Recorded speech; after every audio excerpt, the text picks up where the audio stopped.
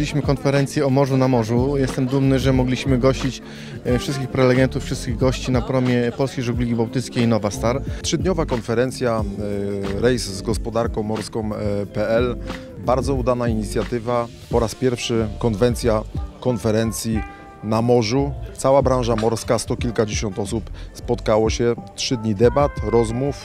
Także wszyscy interesariusze, którzy ewentualnie stanowiliby ten cały łańcuch inwestycji stoczniowych, byli w jednym miejscu i w ciągu tych 2 dni, w czasie bardzo intensywnych dyskusji, w zasadzie każda z tych stron przedstawiła swoje oczekiwania, swoje wyobrażenia o tym, jak to ma funkcjonować. Spotkanie się odbyło, były 3 panele konferencyjne. Rozmawialiśmy na temat naszych umiejętności, naszego doświadczenia w branży morskiej, zwłaszcza w offshore'owej.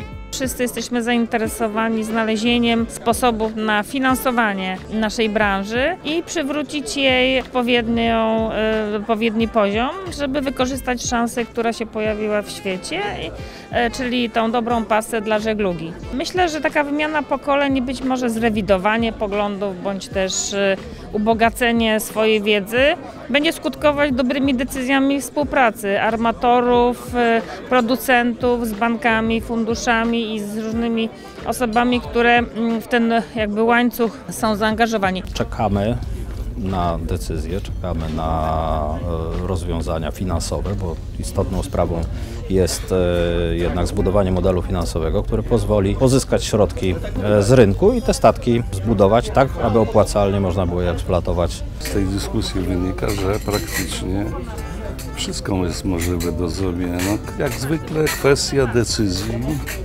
Myślę, że to jest taki początek dalszej dyskusji do tego, jak my jako ubezpieczyciele czy instytucje, które finansują projekty w gospodarce morskiej, jesteśmy się w stanie dalej wpisać w oczekiwania klientów, tak żeby móc ten swój portfel rozwijać. Klasyczne instrumenty finansowe stosowane, czy ocena wiarygodności klienta przez banki nie sprawdza się do końca w branży stoczniowej i w tym momencie powinniśmy zastanowić się wspólnie, i to żeśmy dzisiaj robili, które instrumenty będą najbardziej odpowiednie dla branży stoczniowej. Oczywiście rozumiem pozycję instytucji finansowych, oni mają swoje ramy, jeżeli chodzi o sposób działania. My mamy trochę inne potrzeby, działamy na innym rynku o podwyższonym ryzyku. Być może mechanizmy finansowe, które są możliwe w tej inżynierii, niekoniecznie pasują do tej układanki.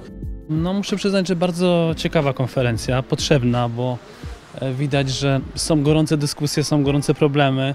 Jest też przede wszystkim wola i chęć szukania rozwiązań i to jest dla nas najważniejsze.